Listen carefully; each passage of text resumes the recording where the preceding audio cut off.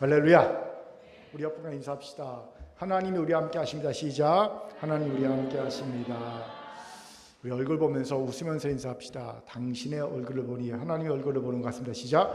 당신의 얼굴을 보니 하나님의 얼굴을 보는 것 같습니다. 온라인으로 예배드리는 분도 하나님 우리와 함께 하십니다. 아멘. 다 저를 주목해 주시기 바랍니다. 저는 여의도 순복음교회에서 첫 신앙생활을 했습니다. 그때 저는요, 여의도 순복음교회가 세계에서 제일 좋은 교회인 줄 알았고요, 조영기 목사님이 세계 최고의 목사인 줄 굳게 믿고 있었습니다. 그도 그럴 것이 일단 성전 건물이 웅장하잖아요. 그리고 당시 재적교인의 수가 70만 명을 넘어서고 있었습니다. 70만 명입니다. 신도시급이지요. 거기다가 주일마다 설교 전에 약 5분 정도의 영상을 틀어줍니다.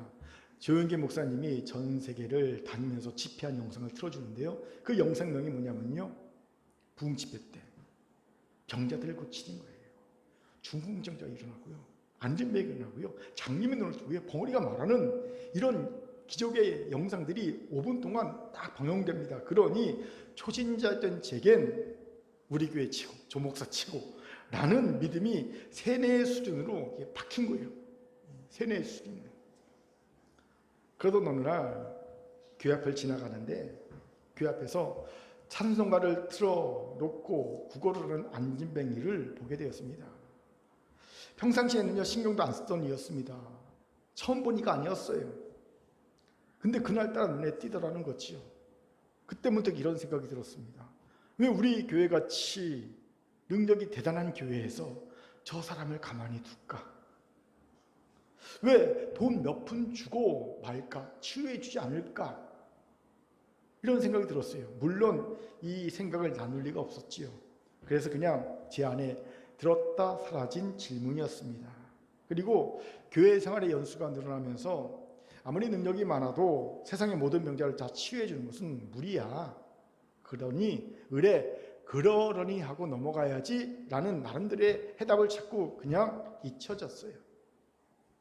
그 후엔 가끔 그분을 보면 몇 푼 구제라는 것으로 그분에 대한 미안함을 해소했던 기억이 있습니다. 그런데 그 뒤 오랜 시간이 흘러 제가 사역자가 됐잖아요.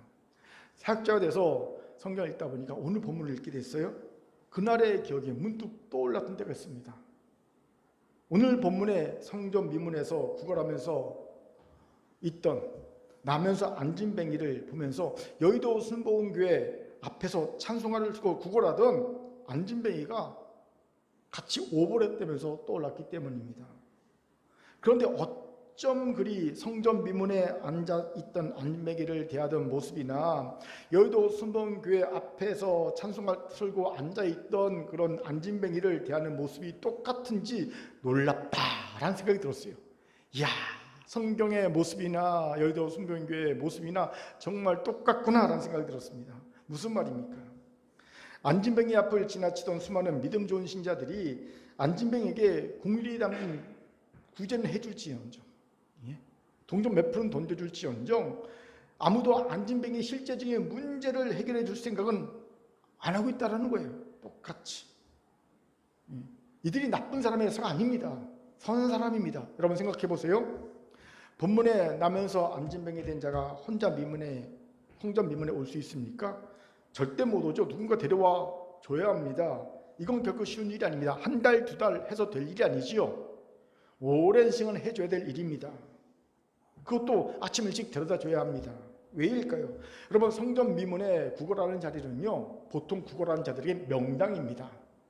사람이 언제 국민의 마음이 풍성해집니까? 예배를 드리러 가기 전과 예배 드리고 나올 때입니다. 특히 유대인들에게는요, 이 하나님께 제사 드리러 갈 때 이 가난한 자를 돕는 것은요, 하나님께 칭찬받는 일입니다. 하나님께 은혜를 받는 조건이 될 수 있어요. 그렇기에 성전 미문을 통해 사람들이 성전에 들어가서 성전 미문을 통해 여인의 뜰을 들어가고 여인의 뜰을 거쳐서 이스라엘 뜰로 들어가면서 그들이 제사를 드리거든요. 그러니까 반드시 성전 미문은 통과될 문입니다. 그런 이들에게 이 국어라는 자는요, 그냥 지나칠 수 없는 사람입니다. 당연히 누가 많겠습니까? 국어라는 이들이 많겠죠. 명당짜리니까. 이게 무슨 말일까요? 자리 싸움이 치열했다는 겁니다. 그러니 어떤 일이 생각됩니까? 이 성전 미문에서 국어라는 자를 데려다 준 이들은요, 아침 일찍부터 부지런을 떨었다는 겁니다. 아침 일찍부터 자리를 잡아주려면. 그것도 하루 이틀이 아니라 오랜 시간 동안 성전 미문에 데려다 줄 수 있었다는 겁니다. 보통 대단한 성계가 사랑이 아니라는 거예요.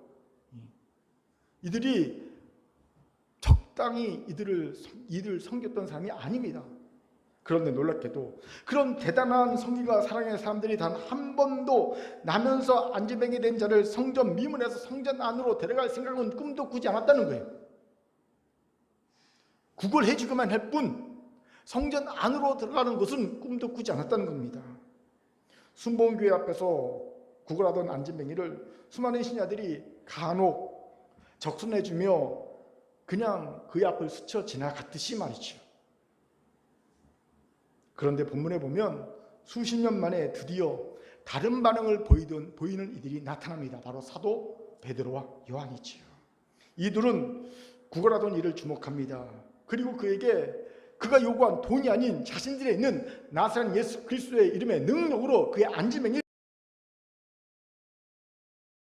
그 누구도 생각조차 안 해봤던 성전 미문에 앉아있기만 했던 그를 성전 안으로 데리고 들어가 줍니다. 이 사도들의 모습이 도전이 되었습니다. 왜요? 제가 초신자 때 이상하게 여겼던 것을 목회자가 된 지 27년이 넘어가고 있는 지금에도, 목회자가 된 지 27년이 넘어가고 있는 이 지금에도 저는 여전히 해결하지 못하고 똑같이 반응하고 있기 때문입니다. 무슨 말이냐면요, 교회에도 성전 미문의 안진뱅이와 같은 이들이 있기 때문이지요. 이들은 혼자서는 교회에 올 수 없는 이들입니다. 하지만 누군가의 성실한 대단한 섬김을 통해, 사랑을 통해 그나마 성실하게 교회에 옵니다. 혼자는 못 오지만 누구 때문에 옵니다. 그런 이들이 성전에 와서 앉아있지만 단 한 번도 은혜의 보좌 앞에 나간 경험이 없다는 거예요.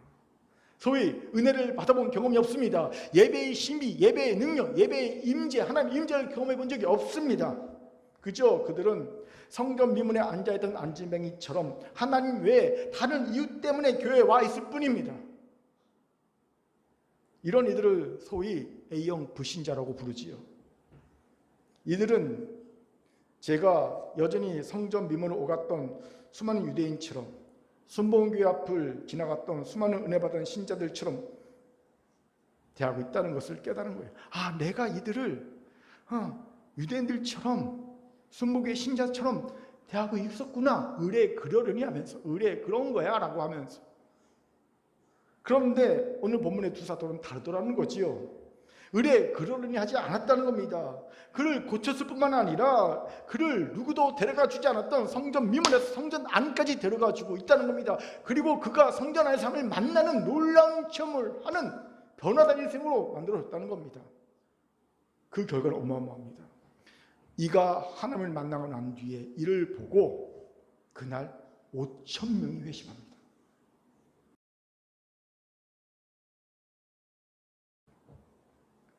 같이 본문 8절을 힘있게 읽겠습니다. 같이 읽지요. 시작. 뛰어서서 걸으며 그들과 함께 성전으로 들어가면서 걷기도 하고 뛰기도 하며 하나님을 찬송하니. 멋지지 않습니까? 오늘 본문을 보는데 어제 막 도전도 되고요, 막 소망도 생기더라고요. 하나님, 우리 큰 교회에 있는 모든 성전 미문에 있는 영적 안진뱅이들이 이렇게 변화되기를 기도합니다. 이 기도가 절로 나왔습니다. 이 은혜를 주옵소서. 하나님, 이 기도를 하게 되더라는 거지요. 꼭 이런 은혜가 이루어질 줄 믿습니다. 아멘. 자, 저를 따라합시다. 성전 미문에서 성전 안으로 옆분을 보면서 다 들어갈 줄 믿습니다. 시작. 다 들어갈 줄 믿습니다. 아멘. 여기서 중요한 질문이 생기지요. 그럼 어떻게 해야 성전 미문에서 성전 안으로 자발적으로 기쁨으로 다 들어갈 수 있을까요? 우리 같이 알아봅시다. 먼저는 그들의 사소한 필요가 아닌 진정한 필요에 주목해야 한다는 거예요. 우리 같이 4절을 읽겠습니다. 시작. 베드로가 요한과 더불어 주목하여 이르되 우리를 보라니. 아멘. 주목하는 단어를 봅시다. 이 단어는 그냥 봤다는 의미가 아니라 관찰하듯이 자세히 세밀하게 봤다는 의미입니다. 이상하지 않습니까? 평소에도 여러 번 보았을 안진뱅이가 구걸하는 것을 왜 이때 주목했을까요? 여러 번 봤을 겁니다. 수시로 봤을 겁니다. 근데 왜 이때 주목했을까요? 저는 이것이 하나님의 은혜라고 생각합니다. 그냥 평소에는 아무 생각 없이 스쳐 지나가던 일생이 어느 날 눈에 확 들어오는 거예요. 마음에 탁 새겨지는 거예요. 그게 은혜입니다. 우연히 일어나는 것이 아니죠. 특별한 하나님의 은혜가 있기에 가능한 일입니다. 제가 무려 35년 전에 주목했던 그 일이 35년이 지난 지금 저를 돌아보게 하면서 하나님의 은혜였음이 깨달아지고 드러나듯이 말이지요. 그렇게 하나님이 어느 날 갑자기 무언가를 주목하게 하십니까? 가볍게 여기지 마십시오. 그 안에 하나님의 숨겨진 은혜가 있음을 아시기 바랍니다. 그럼 왜 하나님은 베드로와 요한에게 안진뱅이를 주목하게 하시는 은혜를 주셨을까요? 중요한 이유가 있습니다. 안진뱅이는 자신에게 진짜 필요한 것이 무엇인지 전혀 알지 못하고 있었다는 거지요. 그는 단지 동전 몇 푼을 구걸했지만 진짜 그에게 필요한 것은 그런 사소한 것이 아니었다는 겁니다. 즉 그는 사소한 필요에 현혹되어 진정한 필요를 모르고 있었다는 거예요. 그것을 베드로와 요한은 그를 주목하여 보면서 안 겁니다. 그럼 이 안진뱅이의 진정한 필요는 뭘까요? 당연히 동전 몇 푼 아니겠죠. 그럼 뭘까요? 안진뱅이 질병에서 고쳐지는 것? 그것도 맞을 겁니다. 하지만 이것보다 더 중요한 진정한 필요가 그에게 있었습니다. 그게 뭡니까? 성전 미문이 아니라 성전 안에 들어가 하나님을 만나고 하나님을 찬양하는 하나님의 백성으로의 회복입니다. 그는 한 번도 성전 미문에만 앉아있지 성전 안으로 들어가본 적이 없거든요. 하나님을 제사하고 찬양한 적이 없거든요. 그것으로 회복입니다. 이것을 주목합시다. 우리가 성전 미문에 앉아있는 자를 성전 안으로 들어가게 하려면 가장 먼저 그들이 진정한 필요가 무엇인지를 알아야 합니다. 이를 위해 그들의 사소한 필요에 현혹되지 말아야 합니다. 우리가 사소한 필요에 현혹되면요, 우리는 그 사소한 필요를 채워주고 그냥 만족해버립니다. 동전 몇 푼 주고 만족했듯이, 아니면 안진뱅이를 고쳐주고 만족했듯이 만족하고 맙니다. 하지만 그들은 여전히 성전 미문에 앉아있는 자로 살고 있을 것이기 때문이지요. 저는 목회하면서 이런 경험을 종종 했습니다. 성도들이 너무나 간절하게 자신의 필요를 얘기합니다. 그러면 저도 모르게 마음이 순간 현혹되지요. 그들의 필요를 채워줘야 됐다는 생각이 저도 드는 거예요. 제 성격상 어떻게 하든지 내가 직접 그 필요를 채워두든지, 아니면 내 능력이 되면요, 하나님께 매달려 기도해서 그 필요를 채워두든지 어떻게든 채워주려고 애를 씁니다. 그런데 문제는 그렇게 애를 써 채워주면 왜 집중하느냐? 아니라는 거예요. 사소한 필요가 채워졌으니 이제는 진정한 필요에 집중하느냐? 그게 아니더라는 겁니다. 그저 그들은 여전히 성전 미문의 거리새를 면하지 못하고 있더라는 거예요. 여전히 하나님을 인격적으로 만나지 못합니다. 여전히 은혜를 갈구하는 스스로 서지 못하는 그런 자로 남아있음을 보게 되었어요. 그것이 저를 혼란스럽게 만들었습니다. 그리고 기도하면서 깨닫는 것이 이것입니다. 그들의 필요는 사소한 필요였구나. 마치 성전 미문의 안진뱅이가 돈을 구걸한 것과 같구나. 이 깨달음을 하며 주더라는 거죠. 그렇게 이제는요, 사소한 필요에 현혹되지 않으려고 노력합니다. 물론 그 과정에 성도들이 시험에 듭니다. 자기는 간절히 얘기했는데 목사님은 사소하게 느끼니까 시험에 들지요. 어쩔 수 없는 일이라고 생각합니다. 왜요? 저마저 그들의 사소한 필요 때문에요, 그들의 진정한 필요를 내가 알아채고 보아주고 그것을 채워줄 수 없기 때문입니다.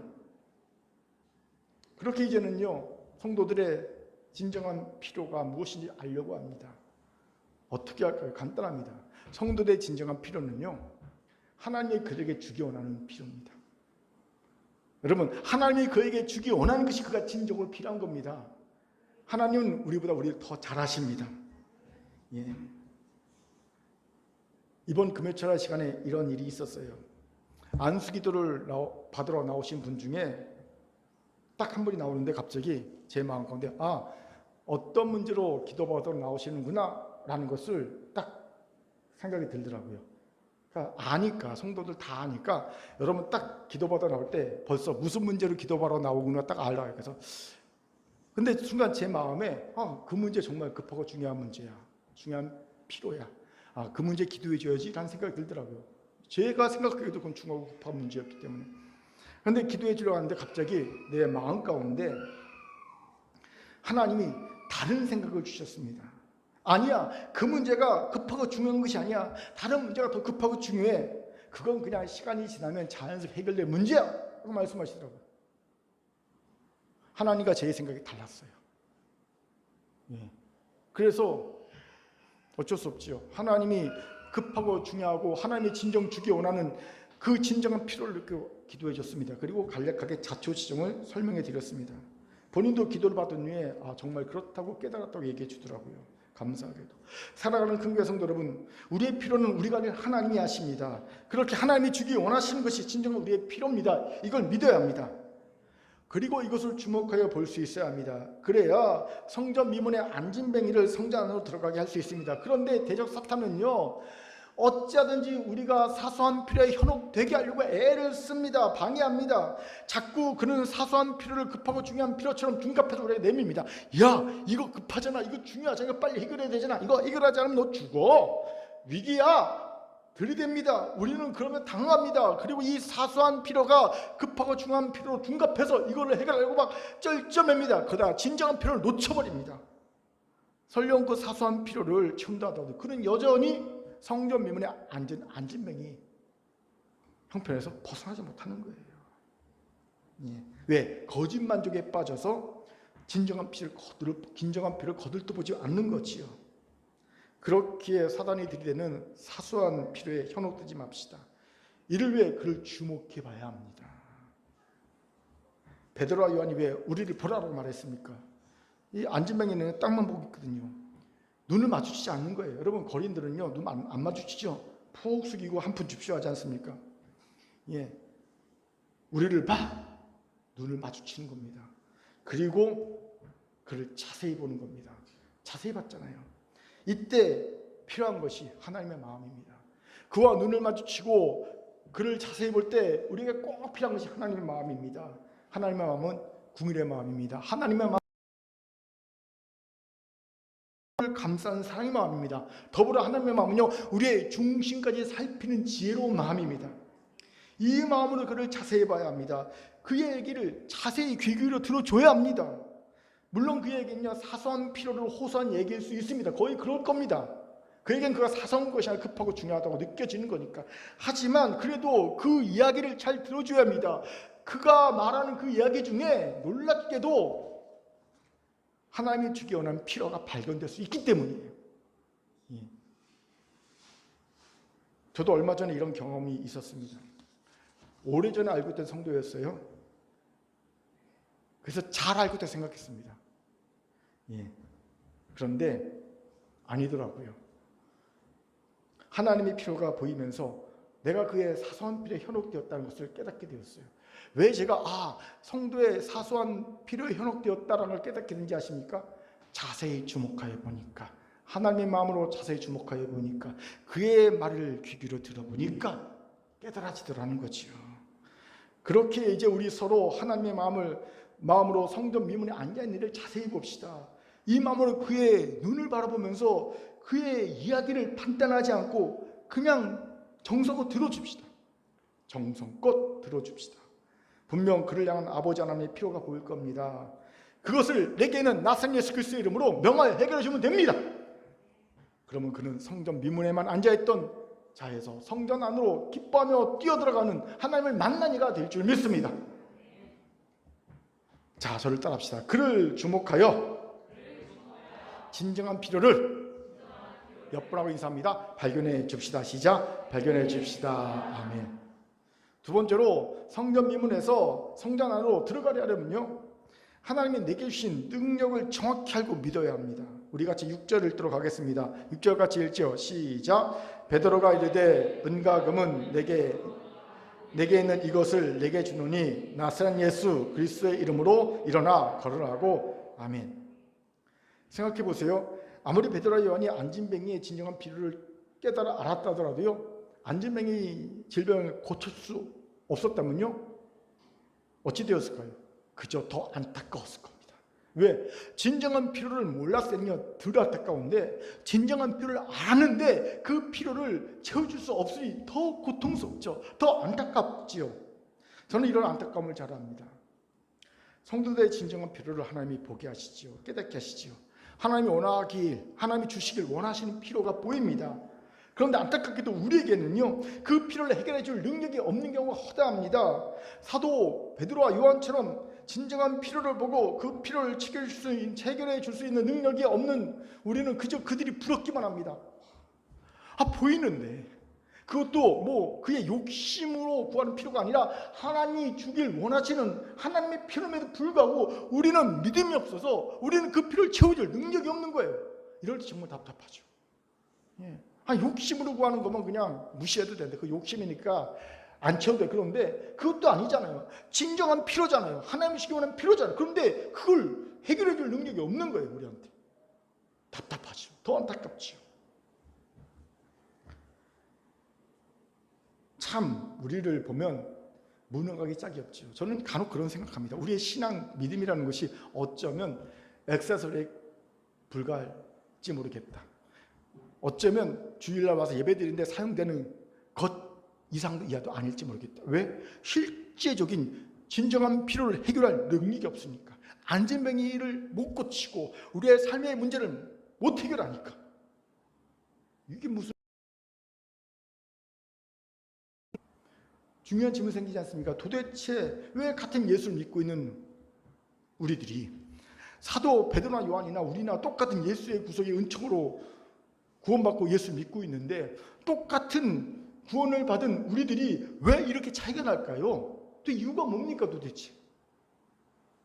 중요한 이유가 있지요. 먼저는 하나님이 우리에게 나스란 예수 이름을 사용하게 하신 것이 얼마나 대단한 의미인지를 그들은 너무 정확히 알았고 우리는 잘 모른다는 거예요. 여러분, 십계명 중 상계명이 뭔지 아십니까? 상계명, 십계명 중 상계명. 내 하나님 여호와 이름을 망령되이 일컫지 말라입니다. 망령되다는 말이 헛되게, 가치없게, 의미없게라는 뜻입니다. 예를 들어서 우리가 자기 욕심을 위해, 자기의 거짓 맹세를 위해 하나님 이름을 사용하는 것, 이게 망령되이 부르는 거예요. 하나님 이것을 죄 있다 말씀하십니다. 왜 이런 계명을 주셨는지 아십니까? 여러분, 누군가의 이름을 부르면 엄청난 의미가 담겨있기 때문입니다. 내가 누군가의 이름을 부를 때 우리는 내가 이름을 부른 자의 대영적 통제권을 가지게 돼요. 이스라엘 백성들이 모세에게 너를 보낸 이가 누구냐? 너를 보낸 신의 이름을 우리에게 알려달라 그럴 때 하나님이 이름 알려주셨습니까? 안 알려주셨어요. 대신 I am who I am, 나는 스스로 있는 자다, 나는 나다라고 말씀하셨습니다. 왜 이름을 안 알려주셨습니까? 이스라엘 백성이 이름을 알려한 그 이유가 아주 고약했어요. 이름을 알아서 하나님을 자신의 통제권을 두려고. 그럼 못된 심성으로 이름을 알려고 했던 하나님은요, 이름을 안 알려주신 겁니다. 이름에는, 이름을 안다는 것에는요, 이름을 부른다는 것은 그런 의미가 있는 거예요. 그렇게 여러분, 내가 누군가를 매일 중보하며 이름을 부르며 중보하고 있습니까? 그렇다면 놀랍게도 내가 그에 대한 영적 통제권이 주어진다는 사실을 아시기 바랍니다. 괜히 목사들이 성도들에 대한 영적 통제권이 생기는 게 아닙니다. 매일 성도들 이름을 부르고 기도하니까 영적 통제권이 생기는 거예요. 영적 통제권이 다른 게 아니에요. 그에 대해 하나님의 필요를 잘 분별하게 되고요. 그리고 그를 대할 때 그냥 자연스럽게 영적 권위가 생깁니다. 이 말은 다른 말로 하면요, 여러분이 목사를 열심히 기도해 주면요, 만날 때 여러분이 제 앞에서 쭈그러들지 않아요. 예, 어깨가 쫙 펴집니다. 왜냐면 서로 기도해 주니까. 그런데 여러분은 저를 기도하지 않고 저만 여러분이 열심히 기도하면요, 왠지 목사님만 나면 이렇게 쭈그러들어요. 예, 왠지 눈을 못 마주치고 죄인이 된 것처럼 그러지요. 왜? 기도하지 않아서 그런 거예요. 이름을 부름으로 기도하는 게 이런 권세가 나타납니다. 그렇게 하나님은 자신의 이름을 망령되이 부르는 것에 대해 상계명으로 금하신 거예요. 그런데 예수께서는요, 이런 엄청난 의미를 가진 이름을 사용하라고 말씀하십니다. 요한복음 10는 너희가 내 이름으로 아무것도 구하지 아니하였으나 구하라 그리하면 받으리니 너희 기쁨이 충만하리라. 아멘. 보세요. 지금까지 너희가 내 이름으로 아무것도 구하지 않았단 말이요. 무슨 말인가? 내가 구약의 하나님이라는 겁니다. 예, 내가 구약의 하나님이야. 왜요? 하나님은요 이스라엘 백성의 상계명으로 내 이름 부르지 마! 라고 말씀하셨거든요. 예. 그러니까 내가 하나님이야. 구약의 하나님이야 라는 선포이신 겁니다. 그러면서 예수님께서는 파격적인 말씀하십니다. 이제는 내 이름을 구해. 10계명에서 상계명으로 내 이름으로 망령되이 부르지 말라고 했지만 이제는 내 이름으로 구해. 그러면 받으리니 너의 기쁨이 충만할 거야. 이건 파격이란 말로는 다 설명할 수 없는 엄청난 의미의 말씀인 거죠. 하나님이신 예수 맞습니다. 마치 우리가 누군가에게 통장과 내 인감도장과 통장 비밀번호를 다 준 것과 똑같습니다. 제가 우리 BBN, TV BBN 우리 본부장에게 통장과 인감도장과 비밀번호를 다 준 것과 똑같은 거예요. 다 주는데 다 털린 느낌이 들더라고요. 왠지 다 털린 것 같다. 그런 느낌이 들더라고요. 예. 여러분, 그렇게 예수 이름으로 기도할 수 있는 것이 얼마나 대단한 건지 알아야 합니다. 이건요 마치 예수님의 전권 우리가 유인받는 것 똑같은 거예요. 그래서 우리가 예수 이름으로 기도할 때는요 그건요 곧 예수가 기도한 겁니다. 우리가 예수 이름으로 기도합니다 아멘 할 때 그건요 예수님이 기도한 거예요. 내가 기도한 게 아니라 예수님이 기도한 겁니다. 여러분 생각해 보세요. 예수님이 기도하셨습니다. 능치 못할 일이 있겠습니까? 없어요. 죽은 지 사흘 된 나사로도요 벌떡 일어났습니다. 예수님이 기도하시면요 능치 못할 일이 없습니다. 그렇게 우리가 예수님 이름으로 기도합니다. 그것의 의미를 아셔야 합니다. 내가 예수님 이름으로 기도합니다 할 때는요 내가 기도하는 것이 아닙니다. 예수님이 기도한 겁니다. 어마어마한 능력인 거예요. 어마어마한 능력인 거예요. 기도하는 것의 의미가 얼마나 대단한지 진정으로 아십니까? 아멘. 아는 사람이 아멘이 아닌데 알기를 바랍니다. 이름으로 기도하는 것이 얼마나 대단한 것인지를 알면서 자연스럽게 생기는 겁니다. 권세를 아는 거예요. 그렇습니다. 예수의 이름이 예수의 모든 것을 양도해 주시는 능력과 같기에 예수 이름으로 기도하면 그거 마치 예수가 기도한 것 같다고 했잖아요. 그러니 못할 일이 없죠. 안진병의 문제, 귀신 들린 자의 문제 해결 못할 일이 없습니다. 가정의 문제, 직장 문제, 사업 문제, 건강 문제, 비전 문제, 결혼 문제, 이사 문제, 생명, 잉태 문제, 진학의 문제, 취업의 문제, 사명 감당 문제, 쓴뿌리 문제, 경관 진행 문제, 가격 문제 예수 이름으로 기도하면 해결되지 못할 일이 없습니다. 기도해 보세요. 해보세요. 해결 못할 일이 없습니다. 그런데 문제는 예수의 이름이 가진 능력과 권세를 온전히 우리가 믿지 못하다는 거. 믿지 못하면 아무 소용이 없어요. 그들은 예수 이름의 능력과 권세를 온전히 믿었고 우리는 온전히 믿지 않는다는 겁니다. 왜 그들은 온전히 믿고 왜 우리는 온전히 믿지 못합니까? 중요한 이유가 있어요. 경험치의 차이입니다. 경험치의 차이. 무슨 말입니까? 예수의 이름의 능력과 권세를 경험해야 합니다. 그것도 많이 경험해야 합니다. 자연적으로 온전한 믿음이 생깁니다.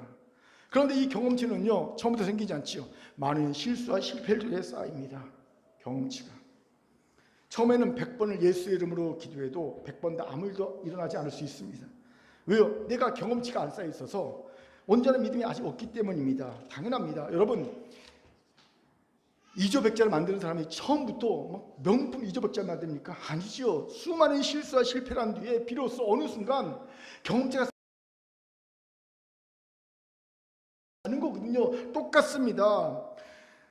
예수의 이름으로 기도해도 처음엔 능력과 권세가 나타나지 않습니다. 숱한 실패를 겪게 됩니다. 하지만 포기하지 않고 끝까지 예수 이름으로 기도하다 보면 어느덧 100번에 한 번, 두 번씩 예수 이름이 가진 능력과 권세가 나타나게 되는 거예요. 그리고 그 경험치가 믿음화합니다. 권세와 능력에 믿음이 생기는 거예요. 그렇게 예수 이름의 권세와 능력을 경험할 때까지 포기하지 않고 믿고 사용해야 합니다. 저는 사도들도 그냥 바로 이 경험치가 생겼다고 생각하지 않습니다. 예수님께서 그들을 훈련시키실 때 둘씩 짝지어서 전도여행 시키셨죠. 그때 그들이 전도여행 갔다 와서 뭐라고 고백합니까? 신나서 예수님 우리가 예수의 이름으로 귀신을 쫓아냈어요. 병자 고쳤어요. 와 신나서 고백하지요. 보고하지요. 경험치를 쌓아준 거예요. 경험치. 그런 경험치가 쌓이고 쌓이다 결국 그들은 예수 이름의 권세와 능력에 대한 온전한 믿음을 가지게 된 거고요. 오순절 성령이 임하신 뒤에 그들은 담대히 오늘 같은 역사를 일으키는 자가 될 수 있었다는 거죠. 저도 마찬가지입니다.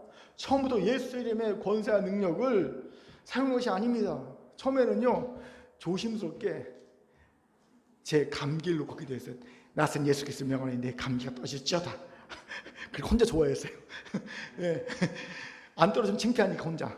그러다가 이제 좀 더 감기 떨어지니까 좀 믿음이 생겨서 이제는 소화가 안 돼. 그러면 다 예배 시간에 낯선 예수 이름 명하니 모든 위장 장애는 끊어질지어다. 기도했어요. 뚝 끊어져요. 또 막 설사가 나오려고 하면 설사 놓고 하나하나 하면서 경험치가 쌓여가 옵니다. 그 다음에 나중에는 어떻게 되는지 아세요? 예수의 이름의 능력과 권세에 믿음이 생기면서 암병 환자, 내 암이 아니라 대장암 말기 환자에게 담대히 나사렛 예수 그리스도의 명하노니 암병은 떠나갈지어다 명하게 되고요. 귀신 있는 자를 향해서 나사렛 예수 그리스도의 명하노니 귀신 떠나갈지어다 명하는 자가 될 수 있었던 거예요. 경험치가 쌓이면서 믿음이 생기는 거예요. 그런데 이 믿음은 계속 사용하지 않으면 약해져요.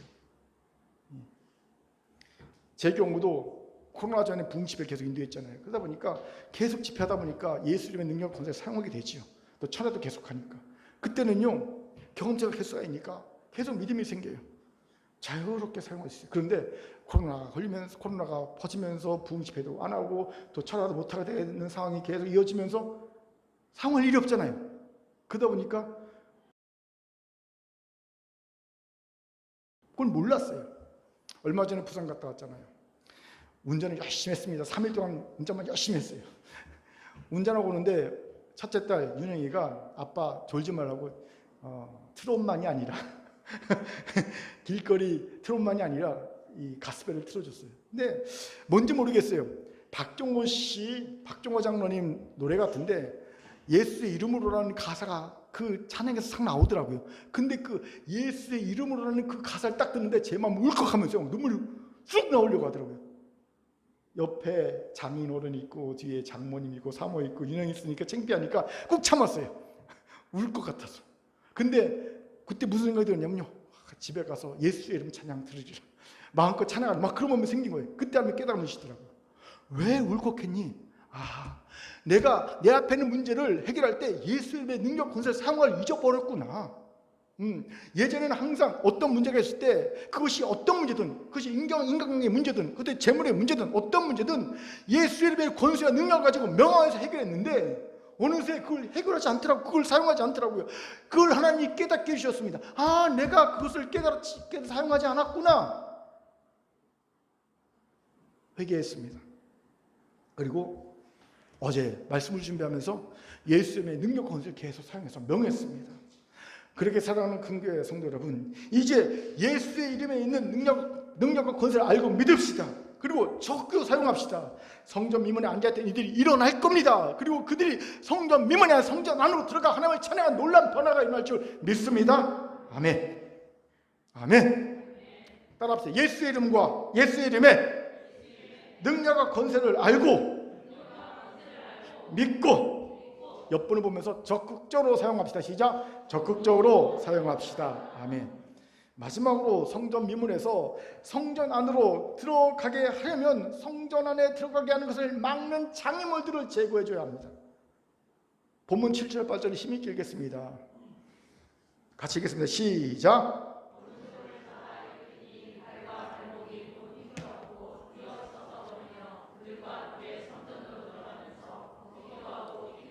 하나님을 찬송하니. 아멘. 여러분은 나면서 안진병이 된 자가 성전에 들어가는 것에 가장 큰 방해가, 장애물이 무엇이라고 생각합니까? 일단 딱 눈에 띄는 것은요, 안진뱅이라는 장애지요.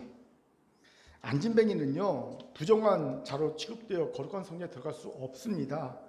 그저 그는 이방인처럼 취급되는 자였지요. 그래서 이방인처럼 취급될 때 이방인의 뜰에 머물 수밖에 없었습니다. 여러분, 성전 미문은요, 공간상 이방인의 뜰과 함께 묶여있는 공간에 있습니다. 성전 미문은요. 그리고 명목상으로 이방인의 뜰은요, 이방인이 제사 드리는 곳입니다. 이방인이 제사 드리는 곳입니다. 그런데 유대인들이 아주 못된 신동을 가지고요, 그것을 뭐로 만들었습니까? 시장터로 만들었어요. 이방인이 제사 드리는 곳에다가, 거기다가 제사 드릴 때 필요한 가축을 사고 파는 그런 곳을 만들었어요. 그러니까 생각해 보세요. 수많은 사람이 가축을 사고 팝니다. 가축들이 울고 불가합니다. 오줌똥을 싸냅니다. 그런 곳을 만들었고, 또 한 곳에서는요, 성전에서만 통용되는 성전 화폐를 환전하는 곳을 만들었어요. 환전하면서 시끄럽습니다. 돛대기 시장을 만든 거예요. 야, 이방인들이 이방인에 대해서 제사 드릴 수 있을까요, 없을까요? 못 드리는 거예요. 명목상으로는 여기서 너희들 제사 드려 그래 놓고, 실제적으로는요, 묵새통을 만들어 버리니 도대체 제사를 못 드리게 만든 겁니다. 아주 못됐죠. 심성이 못됐습니다. 그래서 사실은 성전 미문에 이 안전뱅이가 구걸하는 자리가 생긴 겁니다. 왜요? 돛대기 시작하니까 구걸할 수 있는 거지요. 거룩한 제사가 드려지는 곳이라면요, 어디 거기서 구걸합니까? 그렇죠? 그렇게 된 겁니다. 하지만 안전뱅이라는 이 사실만이 성전에 들어가는 것을 막는 장애는 아니었습니다. 더 중요한 장애가 있었어요. 뭔지 아십니까? 바로 자신은 부정한 죄인이라는 심리적인 장애입니다. 나는 도저히 하나님의 거룩한 성전에 들어갈 수 없는 부정한 죄인이야 라는 심리적인 장애입니다. 무슨 말입니까? 필리피 잭슨이라는 사람이 쓴 거룩의 등급이라는 책이 있어요. 이 책에서 그는 이스라엘 백성이 가졌던 거룩의 등급을 이렇게 소개합니다. 자, 보세요. 매우 거룩, 정결, 부정, 매우 부정, 이렇게 나누었어요. 그리고 이들은 이 등급에 따라 장소도 나눕니다. 매우 거룩한 지성소, 거룩한 성소, 정결한 성소의 뜰, 부정한 진영, 매우 부정한 진영 밖, 이렇게 구분합니다. 또 사람도 이 등급에 따라 나눕니다. 매우 거룩한 대제사장, 거룩한 제사장, 정결한 레위인과 정결한 이스라엘 사람, 정결한 사람, 사소한 부정에 처한 사람, 주요한 아주 심한 부정에 처한 사람, 이렇게 사람도 등급을 나눕니다. 자, 안전뱅이는 어떤 등급에 속한 사람일까요? 최소한 사소한 부정 아니면 주요한 부정에 처한 등급의 사람입니다. 그리고 이런 등급에 있는 자들은요, 성전에 들어가지 못할 뿐만 아니라 또 못하는 것이 있습니다. 하서는 안 되는 것이 있습니까? 정결한 거룩한 제사장 그룹과 레위인 그룹과 접촉하면 안 됩니다. 왜? 그들과 접촉한 순간 거룩한 제사장 레위인이 부정하게 되기 때문입니다. 여러분, 괜히 여리고의 강도 만난 자를 제사장이나 레위인이 보고 그냥 지나친 것이 아닙니다. 여리고는요, 매우 부정한 진영 밖이잖아요. 매우 부정한 진영 밖에 매우 부정한 이방인이 있는 거예요. 그러니 거룩한 제사장과 거룩한 레위인이 그와 접촉한 순간 어떻게 됩니까? 부정을 타지요. 그래서 그들은 모른 척하고 도망간 겁니다. 이런 잘못된 인식으로 세뇌된 채 40년 이상을 산 사람이 안전뱅이입니다. 그런 사람이 안전뱅이 질병에서 딱 고쳐졌다고 바로 나는 의인이야, 나는 이제 거룩한 성전에 들어갈 수 있는 자격이 주어졌다고 성전에 들어갈 수 있을까요? 어림도 없어요. 사람은 그렇지 않습니다. 안전뱅이 병이 나아져요. 그러면요, 이게 세뇌가 됐기 때문에요, 바로 성전에 못 들어갈 겁니다. 그런데 놀랍게도 오늘 본문에 보면요, 그는 안전뱅이 병이 낫자마자 바로 성전에 들어갑니다. 기뻐 뜁니다. 하나님을 찬양합니다. 어떻게 그렇게 될 수 있었을까요? 당연합니다. 사도들이 그 장애를, 심적 장애를 치워준 겁니다. 제거해 준 겁니다. 우리는 그 심적 장애를 제거해 준 것을 7절에서 확인하게 됩니다. 7절 보세요. 오른손을 잡아 일으키니. 지금 놀랍게도 접촉이라고 합니다. 접촉. 부정한 자, 아주 부정한 자, 접촉이라고 합니다.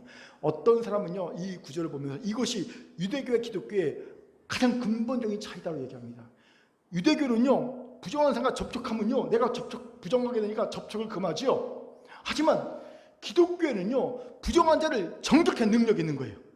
예수의 보혈로. 그래서 접촉이 가는 겁니다. 자유롭게 접촉이 가능한 거예요. 아주 근본적인 차이라고 얘기합니다. 여러분, 우리에게는 모든 부정을 정결케 한 능력이 있습니다. 할렐루야. 그러니 우리가 자유로울 수 있는 거예요. 주의 보혈이 가진 능력이지요. 하지만 이 구절에서 우리가 주목해야 할 것은요, 이 접촉이 안전뱅이에게 어떤 심적인 변화를 주었을까입니다. 어떤 심적인 변화를 주었을까요? 그동안 아무도 그와 접촉하지 않았습니다. 특히 성전 제사를 드리러 간 이나 드리고 나온 이나 누구도 그와 접촉을 꺼렸습니다. 왜? 부정하게 되니까. 그저 그들은 먼 발치에서 그냥 적선의 마음으로 돈 몇 푼 던져주는 것을 끝냈다고요. 접촉하지 않았습니다. 큰일 날 사람을 보이고 있죠. 막 마치 예전에 우리 그 코로나19 걸린 사람 대하듯이 그렇게 막 그랬죠. 그런데 베드로의 양은 달랐지요. 오른손으로 그를 잡고 잡아 일으켜 세운 겁니다. 이건 너는 더 이상 부정한 자가 아니야라는 강력한 메시지를 잡는 행동입니다. 그렇게 받아들여진 겁니다. 아무도 나를 만지지 않는데 나를 데려다 주는 사람이나 나 똑같은 부정한 자의 그룹에 속한 사람이나 나를 여기다 데려다 주는데 성전에 예배 드리는 자가 제사 드리는 자가 나를 만져? 나 이렇게 세워? 이건 더 이상 너는 부정한 자가 아니라는 메시지를 갖고 있는 행동으로 느껴졌을 겁니다. 그리고 그 인식이 맞다는 것을 확인하는 증거들이 나타납니다. 뭐예요? 평생 한 번도 힘이 들어가지 않았던 발목과 발이 힘을 얻습니다. 그리고 일어나 뜁니다. 걷게 됩니다. 안주맹이 병이 낫는 겁니다. 내가 이렇게 생각한 것이 맞고 난 증거가 나타나는 거예요. 뭐로? 기적으로, 치유로.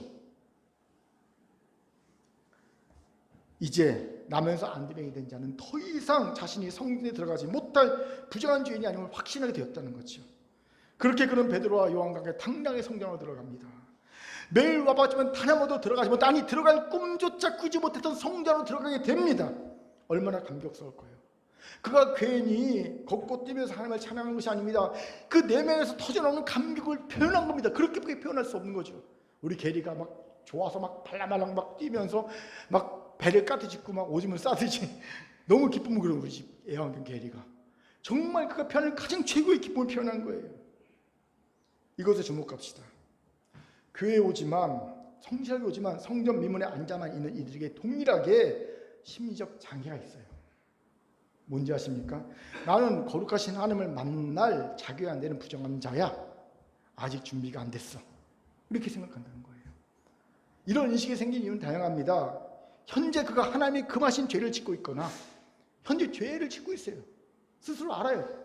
그런 죄를 짓고 있거나 아니면 스스로 자존감이 낮거나 완벽주의 성향을 가졌거나 아니면 어떤 트라우마가 있거나 상처가 있거나 그 상처가 치유되지 않았거나 뭔가 그런 자신을 부정하다고 여기게 하는 이유가 각자 있습니다. 이 심리적 장애입니다. 이 심리적 장애를 그의 안지명의 병과 함께 치유해 줘야 합니다. 그의 환경의 문제와 함께 환경의 문제를 제거해 줘야 합니다. 하지만 그것과 함께 그의 심리적 장애가 제거해 줘야 합니다. 이거는요 스스로 제거하지 못합니다. 늪에 빠진 자는요 스스로 못 나오죠. 밖에서 누군가가 그걸 제거해 줘야 합니다. 누가? 우리가 해줘야 합니다. 어떻게 심리적 장애를 제거해 줄 수 있을까요? 베드로와 요한이 어떻게 합니까? 잘 보세요. 베드로와 요한 보세요. 어떤 편견, 판단 없이 그와 접촉하지요. 이건 마치 어떤 판단 편견 없이 세리와 죄인의 친구가 되신 예수의 모습을 연상시킵니다. 예수는요 세리와 죄인의 친구란 별명을 얻었지요. 그래서 예수님 집에는요 수많은 세리와 죄인들이 모여들었습니다. 왜? 판단 안 했거든요. 편견 없이 그를 맞았거든요. 그를 대해줬거든요. 유일하게. 바로 이것입니다. 여러분 우리가 할 수 있는 것은요 이거예요. 여러분 이런 자들을 우리가 심리적인 상담하고 치유해주는 우리의 영역 아닙니다. 전문가에 맡기고요. 그건 저와 같은 전문가에 맡기고요. 진짜로 해줄 건 뭐냐면요. 첫째, 어떤 편견 없이 누구든 편견 없이 판단 없이 안녕하세요 인사해 주는 거예요. 만나면요 안녕하세요 잘 지내셨어요? 인사해 주는 겁니다. 그리고요 그가 얘기하면요 정성을 다 얘기를 들어주는 거예요. 아하 그렇군요. 반응해 주면서 반응이 중요합니다. 리액션이 중요합니다. 아 그렇군요. 아 그런 말씀 하셨군요. 이런 말씀 하신 거 맞죠? 리액션을 하면서 얘기를 정성을 들어주는 겁니다. 그리고 정말 진심으로 그를 중복해 주는 거예요. 더불어 그가 울 때 같이 울어주고요. 그가 웃을 때 같이 웃어주는 겁니다. 이게 우리가 해줄 겁니다. 이게 심리적 장애를 지워주는 거예요. 그러면요 그 사람 처음에는요 의심할 겁니다. 뭐 나한테 얻어먹을 게 있어 저러나? 아무도 그런 반응 안 해줬거든요. 근데 시간이 지나면 우리가 계속 꾸준히 그렇게 대하면요 마음을 엽니다. 이 공동체가 이 사람이 나를 받아들여 줬구나라고 믿어지게 됩니다. 그때 모두 믿어진지 아십니까? 하나님도 나를 받아들여 주는구나라고 믿어집니다. 놀랍게도 사람을 통해 우리는 하나님을 믿게 되거든요.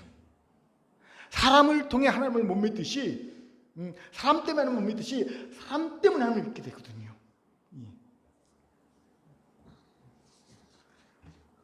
시키지 않아도요 이런 사람은요 스스로 걸어서 성전으로 들어갑니다. 하나님을 만나게 되는 거예요. 이 점이 너무 안타깝습니다. 아직 우리 공동체는 이런 성숙한 공동체를 만들지 못했어요. 여전히 우리 안에는요, 많은 편견과 판단이 존재합니다. 이유는 간단합니다. 여러분, 우리 자신도 아직 내면의 자기의 상처를 다 치유하지 못한 상태입니다. 어떤 이는요, 자기의 상처를 건들지도 못한 상태예요. 제가 이번 금요칠 할 때 깨달은 게 뭔지 아십니까? 우리 모든 교회 성도들이 다 우리 10년 깊은 곳에 불발탄 하나를 숨기고 있다.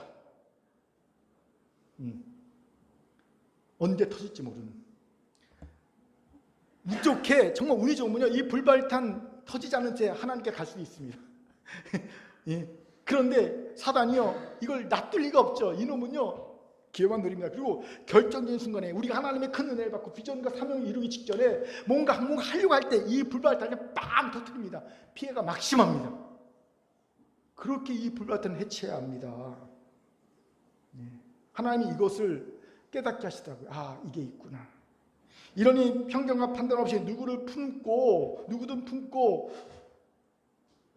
치유할 수 있는 그 심리적 장애를 제거해 줄 수 있는 성도 공동체는 요원해 보이지요. 그런데 제가 기도하다가 하나님이 큰 은혜가 있다는 걸 깨달았어요. 하나님이 이런 우리를 아시고 이미 오래전부터 우리의 불발탄을 해체하고 계시다는 거예요. 조심스럽게 해체하고 계시다는 겁니다. 어떻게 해요? 남목사를 그쪽으로 관심을 갖고 계속 공부하게 하시고, 예? 그리고 생명일기 쓰게 하시고, 그리고 그 정서적으로 건강한 제자, 성도라는 교회라는 책을 계속 나누게 하시고, 그러면서 하나님이 꾸준히 공동체에서 이 우리 안에 있는 불발탄 하나하나 해체하고 계시다는 것을 깨닫게 하셨어요. 아, 은혜구나, 은혜. 여러분, 아직 진행형입니다. 우리는 끊이지 않고 진행할 겁니다. 우리의 모든 불발탄이 다 해체될 때까지. 아멘. 사랑하는 큰교회 성도 여러분, 비록 우리 모두 상처가 많은 아픈 마음을 가진 이들이지만, 그럼에도 모두 편견 판단 없이 누구를 다 품을 수 있는 성숙한 공동체 성도가 되길 바랍니다. 거기까지 포기하지 맙시다. 사실 아시잖아요. 제가 얼마 전 쓰디쓴 실수를 했다고. 분노를 했고요. 자녀한테 분노를 했고요. 분노한 저를 보면서 아주 큰 자괴감이 들었고요. 아, 몇 년간 한 게 헛수고네. 아씨, 나 목사 별거네. 하지 말까. 뭐 그런 마음도 들었어요. 제가 너무 저자에 실망해서. 그런데 하나님께서 제가 회개하고, 하나님 잘못해서 회개하고 나니까 하나님께서 금요일 때 말씀했듯이 소망의 묘목을 다시 주더라고요. 그래? 잘못했지? 다시 줄게. 이 묘목. 이 묘목이에요. 묘목. 큰 나무가 아니고 묘목. 심고 이제 잘 가꾸어. 다시 시작하는 거야? 하시더라고요. 여러분, 저와 같이 실수했습니까? 실패했습니까? 회개하십시오. 그럼 하나님께서 소망의 묘목을 심 겁니다. 이제 묘목을 심고 가꾸세요. 남편과의 관계에서, 아내의 관계에서, 자녀의 관계에서, 시댁식과의 관계에서, 친정식과의 관계에서, 지차의 관계에서 실수했습니까? 상처를 오히려 더 깊게 만들었습니까? 나 때문에 성전 미문에 있던 자가 아예 성전을 떠나버렸습니까? 나 때문에 성전을 들어갈 자가 나 때문에 오히려 성전을 떠나버렸습니까? 성전 미문에 여전히 앉아있습니까? 실패했죠. 그렇다더라도 이제 이 회개하고 이 소망의 묘목을 가지고 심고 가꿉시다. 나 때문에 성전에 들어갈 생각도 하지 않는 부끄러운 삶에서 벗어나 내 덕분에 성전에 들어가는 이들이 넘쳐날 겁니다. 우리 큰교회 오는 사람들은 모두 다 이런 놀라운 은혜를 경험하게 될 줄 믿습니다. 아멘. 자, 저를 따라합시다. 편견과 판단을 버리고 옆분을 보면서 모든 일을 품읍시다. 모든 일을 품읍시다. 이제 말씀을 마치죠. 스콧 한이라는 이가 있습니다. 원래는 장로교 목사였는데 카톨릭 신부로 회심해서 전 세계에 들어가며 카톨릭을 열심히 설파하는 입니다. 스콧 한이 장로교 목사였다가 카톨릭 진짜로 신부로 회심한 데는요, 개인적 이유가 있어요. 첫 번째 이유는요, 그는 피임을 허용하는 이 개신교에 대해서 이상을 했습니다. 아니, 어떻게 피임을 허용하지? 근데 카톨릭은 피임을 금지하잖아요. 그래서 그것 때문에, 교리적인 갈등 때문에 카톨릭에 대한 마음을 가졌다는 거죠. 근데 진짜 결정적으로 그가 카톨릭 신부로 회심한 데는요, 카톨릭 미사의 신비를 경험했다는 거예요. 특별히 성만찬하면서 그는요, 미사의 신비를 경험했다는 겁니다. 와, 여러분, 성만찬에는요 정말 놀라운 하나님의 신비가 담겨 있죠. 그래서 우리 교회도 코로나 전에는 한 달에 한 번 꼭 성만찬 했지 않습니까? 그걸 인정한 거예요. 저도 알아요. 이 성만찬에 놀라운 하나님의 신비가 있거든요. 그런데 예. 그가 이 성만찬 신비를 경험했기 때문에 어쩔 수 없이 신부를 회심했다고 얘기하는데, 안타깝게도 이분은요 개신교의 본질을 아직 이해하지 못한 분이더라고요. 너무 안타까웠어요. 근데 제가 더 안타까운 것은요, 이분 때문에 많은 그 신자들과 목회자들이 가톨릭으로 회심했어요. 그래서 영향이 있는 분에게서 마르틴 루터의 패배라는 얘기까지 나왔어요. 마르틴 루터의 패배다. 이분 때문에, 스코탄 때문에. 근데 제가 진짜 안타깝게 여긴 건요, 마르틴 루터의 패배가 아니라 목사잖아요. 목사였잖아요. 수많은 설교했을 것이고 수많은 성만찬을 집절했을 텐데, 그러면서 본인이 예배에 임한 하나님의 신비, 능력을 전혀 경험하지 못했다는 거예요. 여러분, 성만찬에만 신비가 있는 게 아니에요. 능력이 있는 게 아닙니다. 말씀의 성례전에도 하나님의 역사가 있고요, 신비가 있고요, 능력이 있습니다. 저는 그것을 말씀을 전할 때마다 느끼거든요, 경험하거든요. 단 한순간도 하나님의 성령이 붙잡아 주지 않군요, 저는 말씀을 못 전합니다. 죽을 것 같아요. 저는 단 1분이라도 하나님의 성령이 저를 붙잡아 주지 않으면요, 막 식은땀 나고 죽을 것 같습니다. 그래서 저는요, 하나님의 살아계시면요, 이 시간 가장 강력하게 느끼거든요. 그런데 어떻게 목사가 말씀을 그렇게 많이 전하던 이가, 그렇게 많은 예배를 집중하는 이가 하나님의 신비를 예배를 통해 경험하지 못했다는 거예요. 그러니 가톨릭 미사를 기웃기 있고 있다가, 와, 여기에 신비가 있다, 그리고 신부로 회심한 것 아닙니까? 안타깝지요. 그런데 하물며 우리일까 봅니까? 목사도 예배를 통해서 하나님의 임재를, 신비를 경험하지 못한 이가 있는데, 그렇게 많은 공부를 한 신학자도 그러는데 우리일까 봅니까? 그러니 우리 안에 성전 미문에 앉아있는 이들이 많은 것은 어쩌면 당연합니다. 하지만 우리는 그러려고 넘어가서는 안 됩니다. 안타깝잖아요. 여러분, 이들을 다시 성전 미문에서 성전 안으로 들어오게 해야 합니다. 스스로 하나님을 경험하게 해야 합니다. 예배의 하나님의 강력한 임재와 예배를 통한 하나님의 신비를 경험하게 해야 합니다. 우리가 그렇게 해야 돼요. 이를 위해 그들의 사소한 필요가 아닌 진정한 필요, 하나님의 필요에 주목합시다. 하나님의 마음으로 그들과 눈을 맞추고 그들의 이야기를 들으며 그들의 진정한 필요를 발견해 줍시다.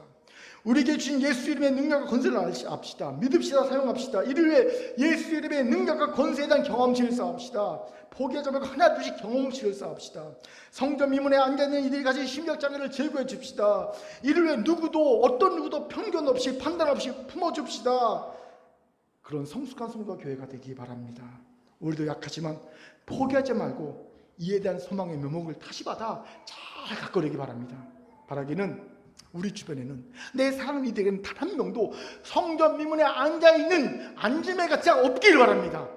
우리 큰 교회는요, 이런 이가 단 한 명도 없기 바랍니다. 다 성전 안으로 들어가 기뻐 뛰며 하나님을 찬양하는 하나님의 임재의 능력과 신비를 경험하는 우리 모두가 되기를 주의 이름으로 축원합니다. 아멘. 하나님의 주신 말씀이었습니다. 기도하겠습니다. 사랑과 자비 하나님 참 감사합니다. 하나님 아버지, 우리가 성전 미문에 있는 안지매기가 되지 않게 도와주시옵소서. 우리 공동체는 우리가 사랑하는 이들 가운데 단 한 명도 이런 이가 없게 도와주시옵소서. 하나님의 성전에 들어가 하나님의 역사의 신비를, 역사의 임재의 능력을 경험한 이들 다 되게 도와주옵소서. 감사드리며 예수님 이름으로 기도합니다. 아멘.